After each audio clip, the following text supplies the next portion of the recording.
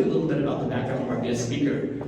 Randall Lewis oversees the sales and marketing operations of the company. Randall received his BA from Claremont McKenna College.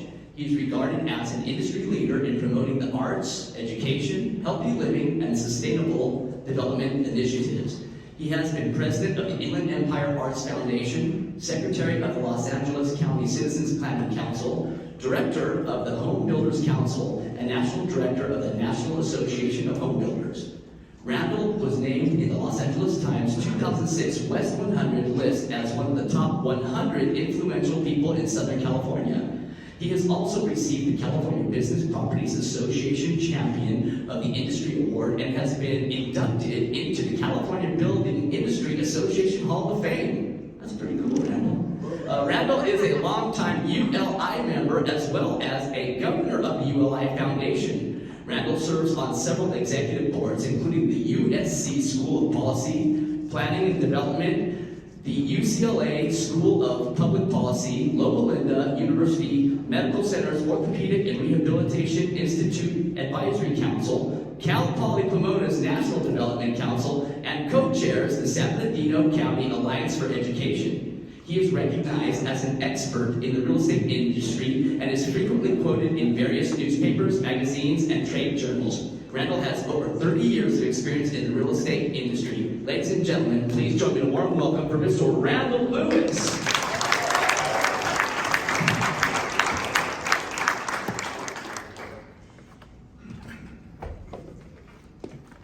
Thank you, Kevin. Is the sound okay? Great. I'm Randall Lewis. Thank you all for letting me be here. This truly is the favorite presentation I do every year. I get so much energy from this. And Kevin said something we asked him to, but it was a tiny white lie, so I just have to correct it. I'm going to be here afterwards. I just didn't want to get too many people taking pictures because of COVID, so I want to be alive next year so I can invite them. I'll be sneaking around if you've got questions. I wanted to avoid a lot of close contact. So this is a great group, and I get so much energy. I told Kevin this morning I let my wife watch his commercial for this, and she got energized and said, "Can I come?" Unfortunately, I had to say it's sold out. I'm going to let her watch the video on Zoom. That's good. And it's great to be in this building, which means a lot to our family, and in Rancho Cucamonga, which has been such a special city for us. So I'm going to do what I've done almost every year. I'm going to talk about the market, things that we see going on in the marketplace. How are you, sir? The folks online are asking if I can move this a little closer to you. Of course, happy to. Thank you. And people online, send notes if you can't hear me or anything. We want this to be good for everybody. I'm going to talk about the Lewis activities and then just sort of a forecast. And you already got a good economic forecast that had everything I was going to say and better done.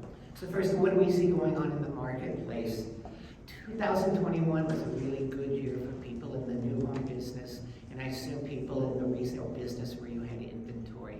There was strong sales activity, there was price appreciation, there were challenges with inventory, but 2021 was a very good year. And we're beginning to see that this is going to happen in 2022. We as a company closed out 2021 with really strong activity in the last 2 weeks of the year. Normally you go Christmas, New Year's, nobody's going to do anything. There were a lot of shoppers out there. There was a lot of interest. So we're pretty enthusiastic going forward. And we've also seen that the builders are really optimistic. The biggest problem the builders are having, and this is really going to hurt inventory, is construction. Most of our home builders are the big national companies or giant California companies, and they can build houses really fast, maybe 4 months. Some can do it in 3.5 months. Almost all the ones we're talking to now are saying their schedules are going to be 8 or 9 months just because of supply chain issues and labor shortages. So as you're working with builders, just make sure you get the knowledge of how long it's going to take, because it's going to take them a long time to build their houses. On the apartment side, the apartment market is very strong in the region WEREP covers. Occupancy is almost everywhere, 96, 97, even 98%, which is very strong. There's been good rent growth, which I guess is a good thing for landlords, not as good for customers, but there's been really solid rent growth. In some cases, it was 6 to 8%. It hasn't gone up as much on existing tenants. One challenge for the apartment business that we're seeing is that the costs have really gone up significantly because of COVID and labor. It's really a lot more expensive to run apartments. So although the rents are going up, the profits may not be going up the way it would seem, just because the cost structure has really gotten worse. Retail has been a big surprise the last 2 years. So many people predicted the end of retail. Is there still a mic on out there? No? We're playing with the sound, sorry. Everyone thought retail was going to die, and the reality of the pandemic showed it. People still buy groceries, people still get gasoline, people still go to CVS or Walgreens. So the retail market had some struggles, especially on poor shopping centers, but in general, retail did okay. There was a shopping center convention in December called the International Council of Shopping Centers yearly meeting, and there was a lot of optimism there. There's always something new. So retail is going through transformations. I'm not trying to minimize the issues in the retail world, but consumers spent a lot of money shopping, and so that was good for retail. And it's going to be good. Sorry, there's noise outside. That's okay. A couple of things that we're seeing in the retail world that you might want to just keep your eyes open for. First, the food halls or food courts that have opened have done pretty well, and you're not going to see one in every city, but I think you're going to see more food courts coming to this area. And the other thing is a concept called ghost kitchens, which doesn't have much to do with your work life, but your personal life. And it's a trend that's coming pretty hard in Southern California, where people are saying, let's do kitchens that can serve 6 restaurants or 8 restaurants or at one time, and just for takeout. And so I don't know that we have many ghost kitchens here, but I'd be surprised if we didn't get a couple of ghost kitchens opening up in 2022 or 23, which would just give more choice for restaurants and cut down the cost of delivering the food. And then lastly on the market, industrial. This is the hottest market in the United States in industrial. It's just going crazy, and you're going to see more and more industrial west of the 15 and east of the 15. The crazy thing on industrial is the land prices.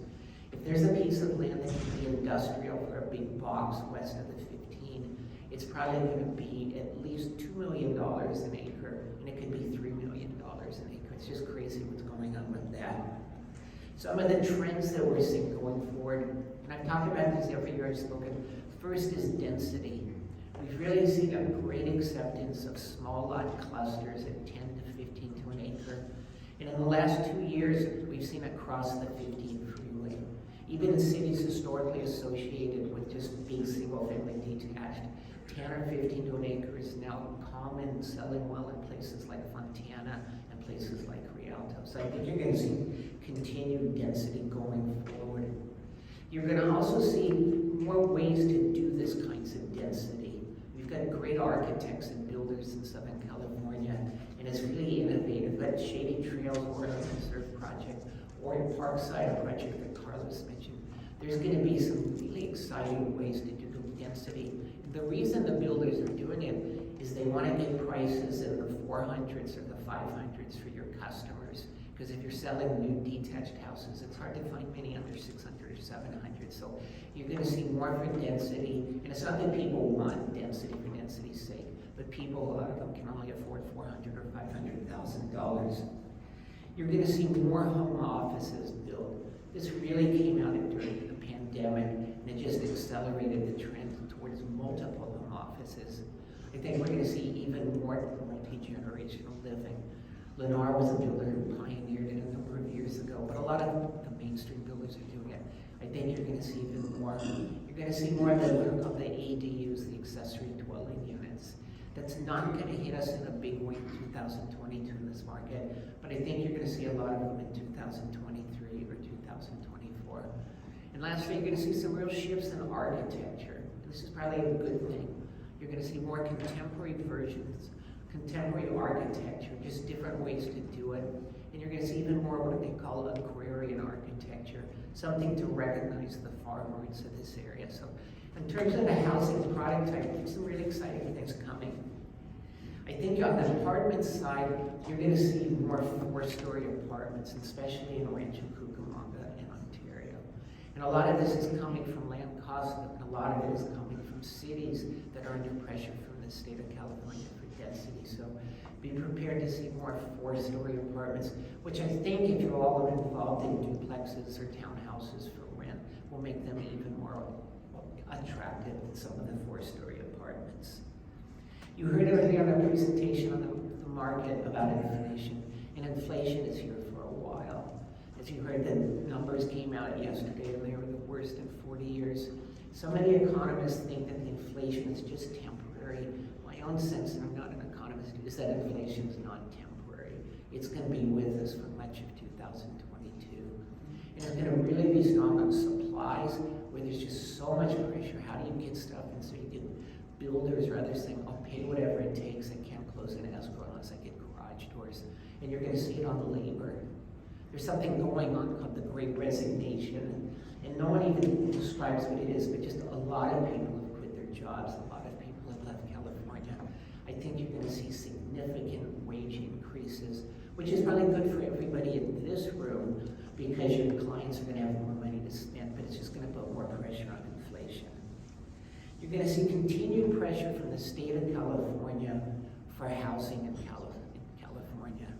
And this is turning into almost a war between a lot of the local cities in Sacramento. Because there's the question, who should make policy decisions? Should it be the state with its wisdom, or should it be cities that want to control their own destiny?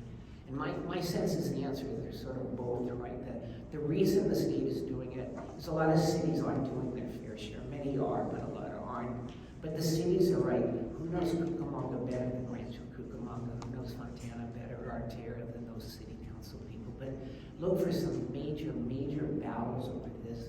And I think there's going to be a chance of a ballot initiative in November just on what kind of growth should come to California.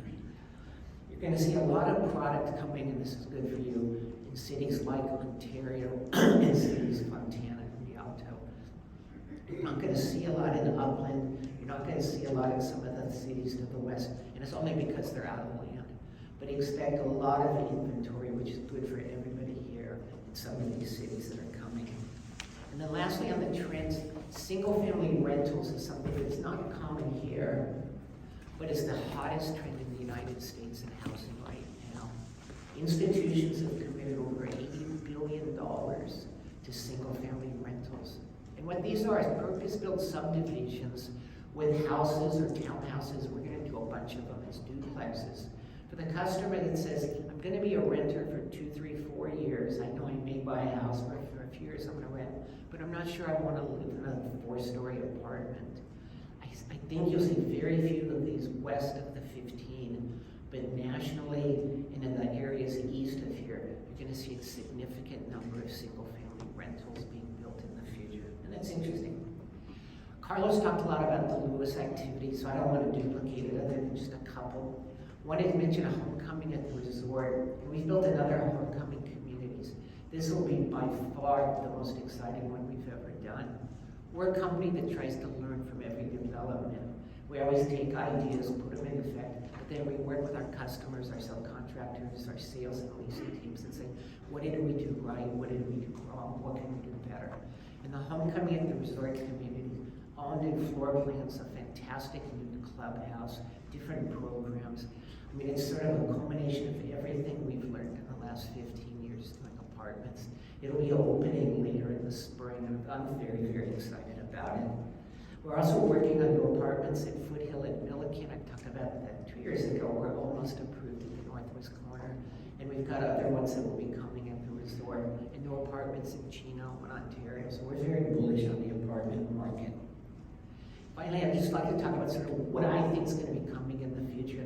I don't have a crystal ball, but I think that the next 6 months at least are going to be really good for all of us. I am very optimistic about where we're going.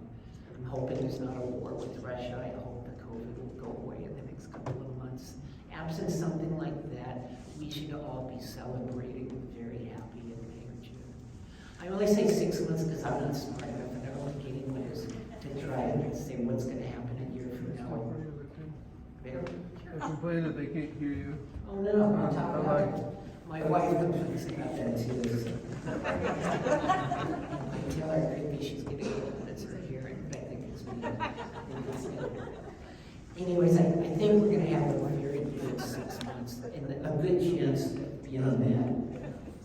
One of the things that you heard in the mortgage forecast is interest rates are going up. And it seems likely that the Fed is gonna increase interest rates at least 3 times in the next few months. There'll probably be quarter-point increases, and a lot of people think they may go up 4 times, so a full point in the rates that the Fed charges. And what this means, I think, is going to be good news and then bad news. Historically, in my career, one of the things I've seen is that when there's an early interest rate spike, it gets some people off the fence. So there's a chance that the first interest rate hike will get some people saying, boy, if I don't buy now, I'm never going to be able to buy. But long term, and you all know this, you're in the business, if interest rates start going up more, as they have just in the last week or two, at some point it really disqualifies people. So I think the interest rate hikes are coming. They're going to continue to what's just been this quick trend. I think it may give an early spike, but it's probably going to make it harder and harder to qualify your customers in the future. And then I think the jobs situation for this market is going to continue very good.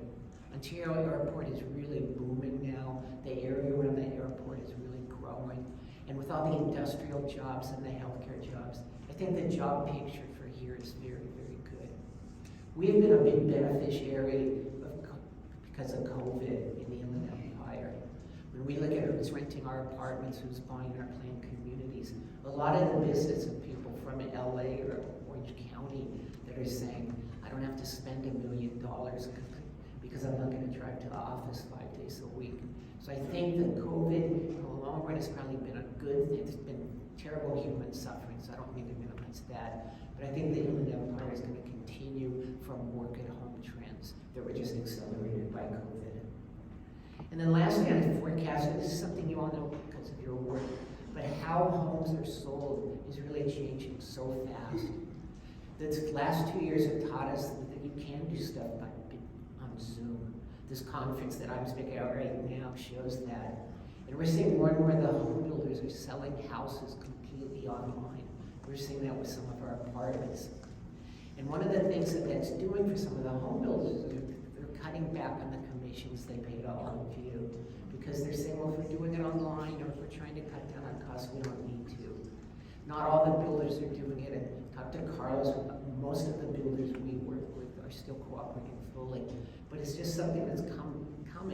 And what it's going to do is going to put pressure on all of us, me included, but all of you, to really keep sharpening your skills, keep delivering the value that you've been delivering to your customers so that you can get paid fairly for it. In closing, I just want to say what Carlos said. We really appreciate your business. You're the conduit to the public. Carlos said it just perfectly.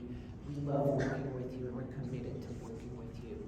Last year in our master plan communities, we did over 900 sales. And I asked Andy Hetzel how much commission was paid, and he didn't have the final numbers. But he thinks it's over $10 million of commissions were paid. So that's a lot of business for all of you. It's a lot of business for us, and we're grateful. And on the apartment side, we paid almost $90,000 in referral fees. So keep doing business with us. As Carlos said, we're going to make it easy. You have the relationships with the customers. We want to do everything we can to make your lives easy so that you can serve your customers. With that, thank you again for letting me be here. I'm happy to answer any questions, and I think we're going to have a really good 2022. Thank you. Thank you, Randall. All right, we will open up to some Q&A. And these mics are super hot now, so you can hold the mic really far away and crank up the volume. And Ryan, Orrin, and myself, if you want to put your hand up with the question that you have for Randall, we ask that you please keep the question in line with the presentation and with the Lewis Group of Companies and our real estate industry, and nothing odd for our guest speaker. But yes, if you have a question, please, now's the time to put your hand up and we'll bring the microphone around to you. Are you all shy today? Afraid to use my microphone? Like I said, I can put the mask right on top. I'll take it off my sweaty mouth, put it right on top, and you just talk away. I mean, it just makes sense, no? This is a Zoom COVID protocol. Right, would you rather use Ryan's mic? I know he's a little better looking than I. Any questions for Randall? No, but this would be the first time ever, by the way, that we have no questions for Randall. So be satisfied your every need and every question, huh? Right, get somebody started. And question, sir. And your name is? My name is Minor Bardelis. Welcome, Minor Bardelis. Hey Ryan, good to see you. Randall, thank you for coming out. I really appreciate your insights. As far as the Eastvale, is the Lewis involved in the Leal property at all? And what's going on? Maybe any developments you have in Eastvale? Well, the Leal property is a beautiful piece of property across the street from our Eastville Gateway Shopping Center. We are not involved currently. We would love to be involved in some small way. Another developer is working on it. We've had some dialogue, and maybe there's a chance if there's some apartment or retail, but that's our wish. We'll have to see. There is going to be a big civic center. There's a library that's coming there that we'll be involved with in a nice way. So we'll be involved. And we have the shopping center across the street, so we're going to benefit from it. So we'd love to be involved, but it's not at all guaranteed. Hey Randall, what about the Tesla loop that's going from the train station to the airport? Heard, or what's your thought or take? Is that started? Well, it's not started, but it's underway. There's a project we have called the Resort. You've heard about it. It used to be Empire Lakes Golf Course, and it's next to the Metrolink station. And it's going to be one of the biggest things in the history of the region, I think, is the transit center that the city and the San Bernardino County Transportation Authority are doing. It already is a successful Metrolink station, but there's going to be a loop connecting that station to the Ontario Airport. Elon Musk has a company called the Boring Company, and they're going to dig a tunnel from Ontario Airport to there to whisk people back and forth. So the goal would be fly into Ontario, take a couple-minute train ride, and then you can catch a train to Las Vegas or catch a train to LA or somewhere else. So that's going to be exciting. Next to that, there's talk, and I think it will happen, it's probably 80-20.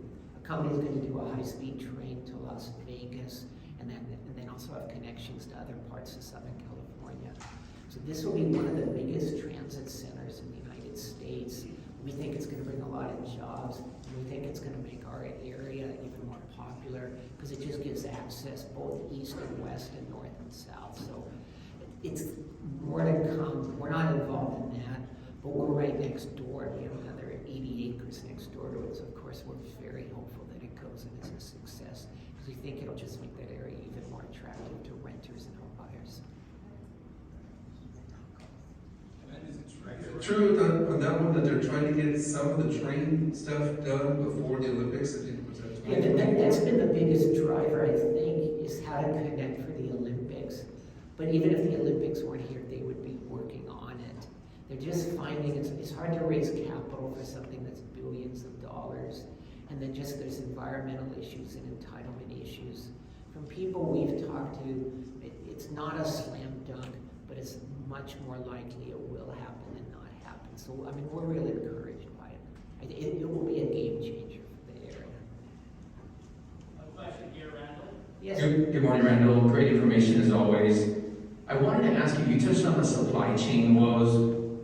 What is the industry doing to respond to the volatility that, particularly with lumber, are there alternative building materials that, are becoming more mainstream, or is it still kind of over-reliance on the traditional methods?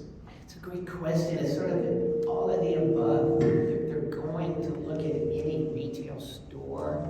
I know in one of our apartment communities, we had some existing things we were going to rehab, and they said, no, put that off a little bit, put it in the new one so we can get occupancies. They are looking at alternative materials such as for stucco and plaster.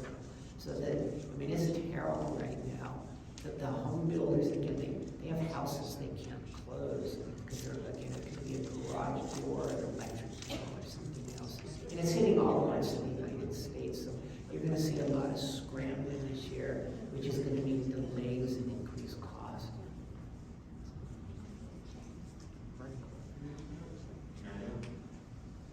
Hi, Randall.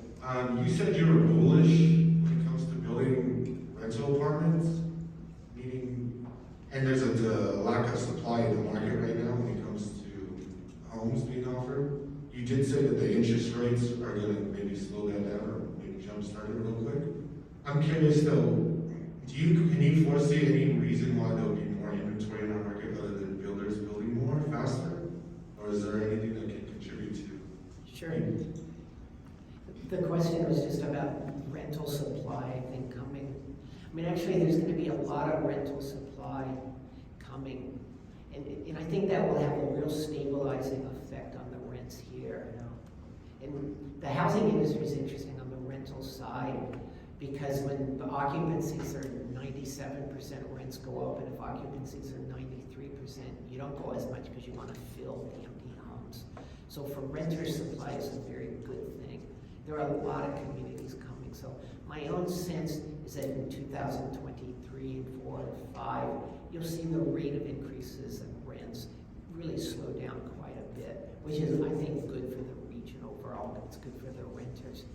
The reason we're bullish on it, I mean, we're just big believers in the valley. We've been here 60 years. I hope we're here 60 more years. And so we look at them as an investment to say, we believe in the marketplace. It's going to keep growing. And even though it may not be a fantastic investment, we're hoping it's a very solid investment. So that's why we're so close. We're trying to do a lot of rentals. We're going to have some new ones in Reno Valley and in Grand Terrace and maybe Temecula. I mean, we're looking hard to do more rentals. But we're also very committed to the for sale side. I mean, our sense is we are here to serve customers just like you. And so if a customer wants to buy a home, we want to make sure we have something for them. But if a customer wants to rent, we want something for them too. Randall, I have a question over here. Yes. You mentioned the density considerations with, it's become more commonplace, so to speak. Are you finding that more municipalities are embracing that? Without naming names necessarily, but are we going to start seeing more of these amenity-rich, urban, transit-oriented, et cetera, type communities? Yes, I mean, most of the cities now are embracing density because it's a good thing in the long run. California's desperately short of housing. And so if you have a piece of land and you can house 4 families or 8 families and a small piece of property, it's better if you can house 8. The push for the urban and transit, a lot of that is actually coming from the state that is just saying, McKinsey is a company that did a forecast that said they thought we're short now in the next couple of years over 1.3 million houses that are needed. And so the state is saying, if we want to fill that gap, we better build a lot of density just to help do that. So some of it is market driven, more of it is political driven. In terms of the amenities that you asked about, there's certainly going to be a lot more amenities coming with it. Because with density, if you just plot density down and don't have amenities, don't have a strong homeowners association, don't have strong parking control, it'll cause a lot of problems. And I think the cities recognize that and the builders recognize that. So I think the density that's going to be coming, it's going to be different, but I think it's going to be a very good thing for everybody. Hey, Randall, I've got a question over here. Thanks again for coming out. You know, I've seen you speak now for the last 8 years. It's incredibly interesting. About 6-7 years ago, you had talked about the area right at Duncan Canyon, just north of Shady Trails, and there was a talk about another shopping center, you know, potentially more development on the infrastructure retail side, and now that Shady Trails is getting back up and all the other builders, you know, just east of there, the density is huge, and obviously that Stater Brothers entire shopping center is just overloaded. It's ridiculous. It seemed like that those questions were asked, I think, a couple years later, and you kind of stalled out on any type of plans there. I don't know if it was a governmental issue or something to that effect, but it seemed like there was less talk from you about what was going to happen up there to you know, help out that area of Shady Trails. Yeah, we work every week on that location. There is strong interest from retailers that go there. It's been hard to find a site with all the right constraints and stuff, so I'd say it's more than 50-50. There will be a shopping center coming to that area, and then we will do it, but it's not a slam dunk. There's been a lot of challenges. One reason it's stalled, I mean, we do shopping centers, but the people who really make the decisions on shopping centers aren't our company. It's the retailers, it's either the grocery store, a Home Depot, or a Lowe's. And during the last few years, there just wasn't that much of a demand. The demand is there now. We're hearing from retailers, we would like to find a site up there. And certainly we as a retail developer hope we can fulfill that demand. So we're working really hard on it, but it's not guaranteed. Randall, some of our attendees online, first one is from Dave Powers. It says, when will, in your opinion, prices of homes start to decline?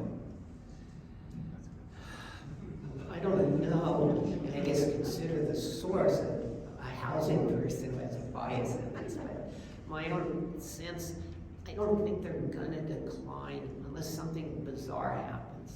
I think the rate of appreciation will slow down a lot. I mean, you just can't keep having prices go up 15% a year. There's not the incomes for that. So I think the higher interest rates and the acceleration of the pricing already is gonna slow down the rate of appreciation. But barring something really significant, I don't think you'll see house prices decline. If interest rates went up to 8%, that would have a terrible, terrible effect. But I don't think anyone thinks they're gonna go up to 8%. So. Bill Rue, one of our good supporters and board members, is online, says, according to CAR, California is running at least 180,000 units a year short on housing units. We need more housing units. I don't know if you want to respond to the statement or question that was. Well, first, more than housing units, we need more Bill Rues and Bill Veltos and the other people who normally would be here. They are champions of housing, they're champions of business. So both of them and others who show up, we need good elected leadership. And if they had been here, I would have made that commercial, as I always do. I mean, Bill, you're right, Carbon's right, we're really short of housing. And whether it's 150,000 a year or the McKinsey study, a total deficit of $1.3 million, we are really short of housing. And we see it with the number of people that are doubling up. You see it in cities like Santa Ana where they have people living in garages. I'm sure it happens here too. We're desperately short of housing, and we need to support elected officials that are willing to go to bat for housing. I mean, I think it's the biggest crisis the state of California faces right now. It's the housing crisis. This is more of a rhetorical statement than anything. In your opinion, what do you think the number one blocker or stopper of building is in California? Because we're obviously a room of people that need to vote at some point. What is your opinion in regards to what's stopping or slowing building quicker? It's more than one, so I'll cheat with the answer. Certainly the one that's the feeling people talk about is something called CEQA, the environmental quality. And just there are projects, a beautiful project opened in Valencia recently that'll be 10 or 20,000 houses. They worked on that over 20 years and kept getting challenged on CEQA. We have a project in Riverside County that got approved after years of hearings. It's tied up in CEQA lawsuits. It'll get approved sooner or later. So CEQA is huge, but regulations are a big part of it too. And just as on the city side and the county side, I mean, they're trying to do the very best they can, but sometimes when you put in too many regulations, it just slows everything down and you get a lot of unintended consequences. And then now labor shortages are really a big problem. I mean, you're hearing in a lot of the cities that they're having a hard time hiring inspectors and plan checkers and people in the planning department. So it's a complex issue. It's not a demand issue. There's tons of demand, and it's not a supplier issue. There's lots of people like us, other good companies that don't want to do it. It's a variety of things, but I would put CEQA as the number one villain. All right. There was another question. Michelle Hampton asks, where is the new homecoming going to be built? And I think that was the one down at the resort, correct? It's at what used to be called Empire Lakes Golf Course. It's just south of 6th Street. It's north of 4th Street. We've got a big clubhouse open now where there were 5 for sale projects there. And some houses are still available there. And it's on the west side of the Resort Parkway. The club should be done in the spring. We won't have move-ins till quite a bit of time from now. And it really is, this is not a commercial. It'll be a fantastic community. All new floor plans, and we're putting so much thought in this. It's gonna be great. I feel like this is an annual question as well. Posted by Gail Barnes. Somebody else just put it in, so it moved. Are there plans to serve the market of baby boomers looking for single-level detached homes? I was waiting for that question to answer, so thank you very much. So every year we get that question, what are people doing more single-level homes? And I know we did a project up in Ventura County at our Harvest community in Santa Paula, where Richmond American did a community of all single-level homes, and it did very well. And we're seeing more builders are trying to put in one floor plan. The challenge and the reason they're not doing more of them, it's simple. If you have a lot, say a 5,000 foot lot, and you could put a 2,600 foot house on it, or you could put a 2,000 foot single story, you can absorb the cost a lot better. It's more profitable to build a bigger house. So that's one of the main reasons. And if you're trying to do density at 10 to an acre or 15 to an acre, you just can't fit a single story there.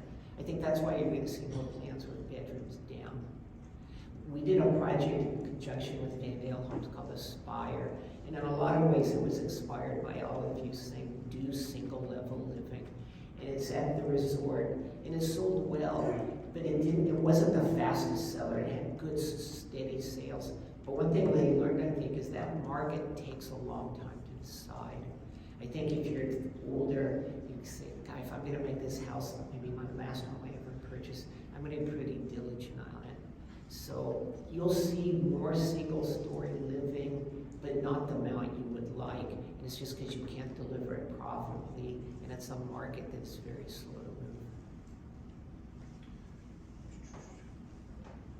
move. There was a question asking to speak more to the Ontario project. I'm not sure necessarily which Ontario project, but Oh, what is the question? it says, can you talk more about the Ontario project?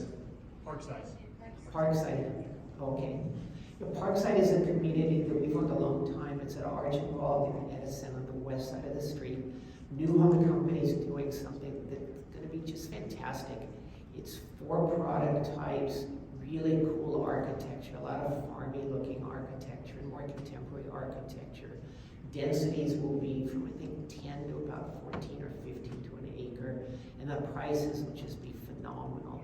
So it'll be, I think, one of the best projects done ever in the Inland Empire, because we always talk about you have to marry architecture with land planning and floor plans. And New Home Company worked really closely with us, and really closely with the city, but New Home Company is the author of all of this. And they're going to be cute houses, and they're going to be affordable houses. And if you had kids, I tell them buy in the first phase. I think there's going to be tremendous price appreciation. And it's going to be a real winner because it's such an innovative concept what they're doing. Bill Rue asks the question, how does recreational opportunities tie into your considerations on amenities for homes and their locations? Actually, that was from Diana Lee. Well, it's a good question, and it's a double answer to it. We as a developer try to do what we call purpose-built development. I mean, we always try to say, how can we make the lives of our customers better? So we build in recreation in almost every project we do. And our apartments are big for sale planned communities. We have clubhouses, we have gyms, we have recreation directors and lifestyle directors and classes. So it matters a lot, but it also matters at the community-wide level.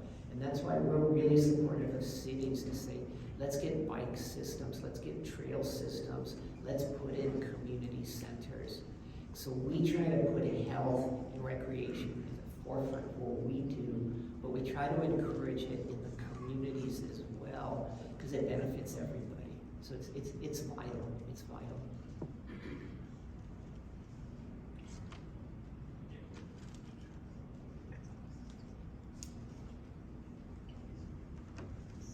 Randall, I'll ask a question. Are builders adjusting their strategies based on the new regional housing needs assessment and the recent changes for ADUs? The question was about something that's called RHNA, Regional Housing Need Assessment. And this is something I alluded to where the state has given quotas to cities. I think in most cases, the quotas are unrealistic and it wasn't thought out properly. It's a real controversial thing in California, because some cities have been told you've got to do 5,000 units and you have to have a third of them affordable. The builders are beginning to, but it's more the cities and the community developers. For the builders, land is just a raw material like drywall or lumber or something else. So they're typically not as interested in some of those regional issues. It's just, give me something where I can fulfill the needs of the customers. To the cities, it's of vital importance. To us, it's of vital importance. And so, and part of that is dealing with something called the SB 9, Senate Bill 9 and 10, that allows accessory units to be built, that allows duplexes to come to markets and others. It's 2022 again. It's going to be the year of massive protests from a lot of cities about that. It won't be from the builders. My own sense is that again, it's in the middle. The state is right to make some cities do more than they're doing, but they should give more of the power back to the cities to say, we'll do it, but let us figure out how we want to do it. Thank you, Randall. I've added one comment here. Hey, Randall, I'm a mortgage broker, and due to the isolation and the volume of our business, I haven't been out much. But I went out to Randall's the other day. Thank you for the fantastic job you guys did in Rialto. You really elevated the city. Yeah, it's called Renaissance, and it's a shopping center with a movie theater and tons of restaurants. We're very proud of that shopping center. We actually don't own it anymore. We had an investor come in and paid us a very handsome price. So, but we were very proud of that shopping center. It's been a big success, and it's helped the whole city. And it's interesting because they're drawing a lot of business from Fontana and Rancho Cucamonga just because it's a nice shopping center. Thank you for the compliment.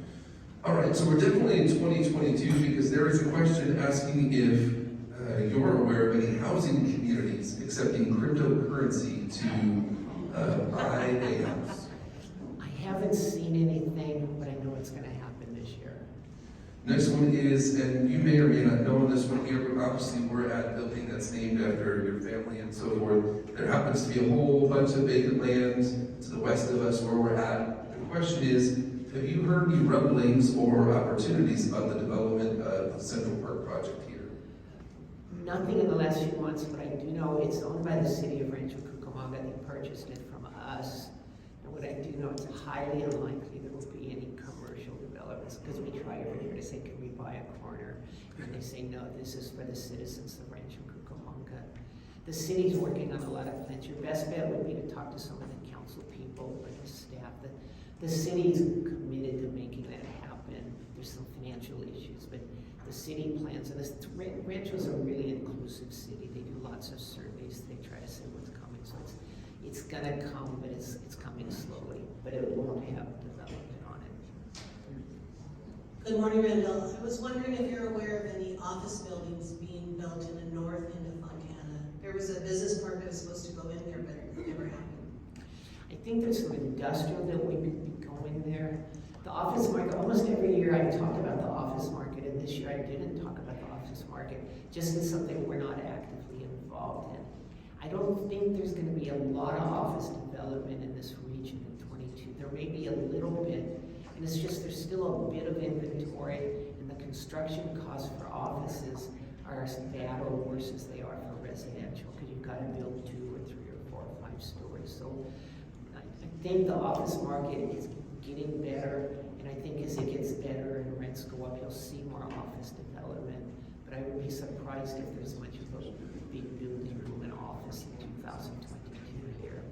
There's some great office company, MTR, has some wonderful buildings, and I know they're interested in doing things. You could call Mike Rademacher one of his great team members. But I don't think you will see a boom in office in 2022. There's another question. Rosemary Groom asks, the Ontario project off Archibald and Edison, what is the time frame for completion? There are 2 parts of it, east of the channel and west of the channel. East of the channel, new homes community will be up to 500 homes for product lines. It could take them a couple of years, maybe 2 years, 3 years. North of that, we're doing a community that will be 500 apartments and a bit of retail and a fantastic city park that's gonna go there. It will take us 3 years or 4 years to build it. So it's gonna be an ongoing project. West of the channel, we haven't even started planning it. Much of it, we planned one piece. So it's gonna be a while, but the 500 homes from New Home and our 500 apartments, it'll take a good 3 years or 4 years to go through this. Randall, we have a question here in the back. Hi, thank you. Oh, sorry. I have people asking me about the area I heard a couple of years ago about a community going in above Los Osos. Is there anything updated on that? People asking. That sure. There's a 1,200 acre parcel owned by the county. The county is still trying to think what they're gonna do with it. I know they've had some ideas, they've worked with some developers. I think that's one that will probably play out this year or next year. Nothing specific is set now. We're not involved in it. We'd love to be, but we're not involved in it at all. And there's a good chance we won't be. But again, you can call the city. I think you won't get much of an answer because it's still unfolding. Or you could call the county, but they're trying to think the best way to dispose of the property.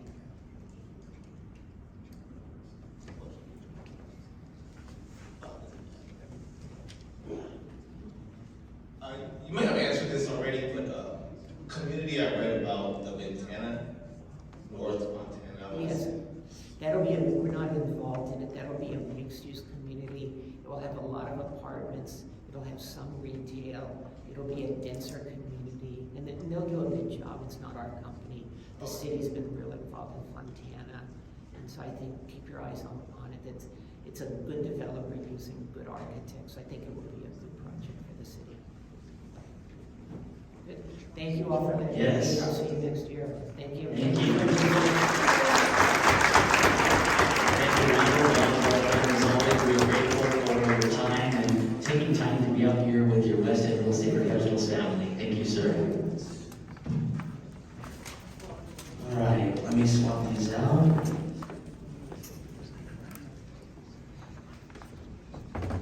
Did you guys enjoy the information? Thank you to our friends on Zoom for your patience as we were working on the technical difficulties. Now I'm way too loud. I'm echoing. So, hey, everybody be Hey, good. it's the other mic.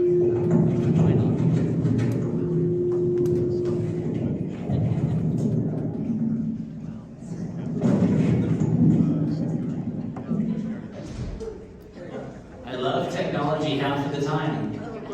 What do you think I do the other half? The same thing you do. I cuss. No, I don't cuss.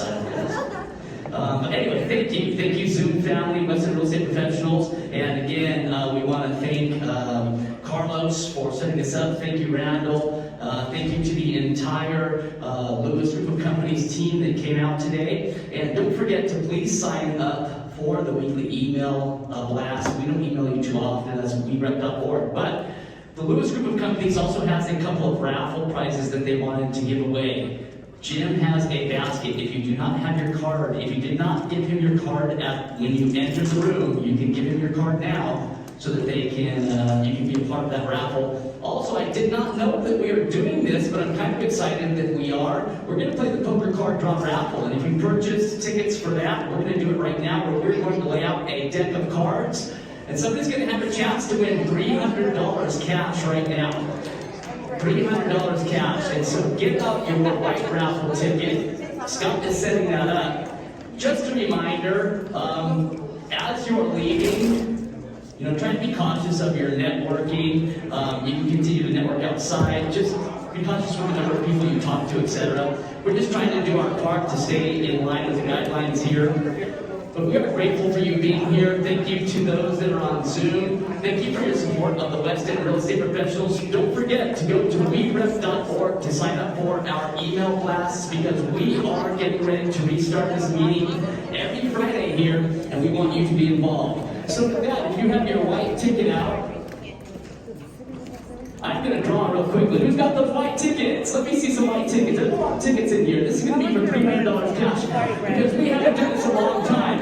So Scott said, let's go big, right? Let's go $300. And for an opportunity to win up to $300, the number is 671. Are you still in? 1,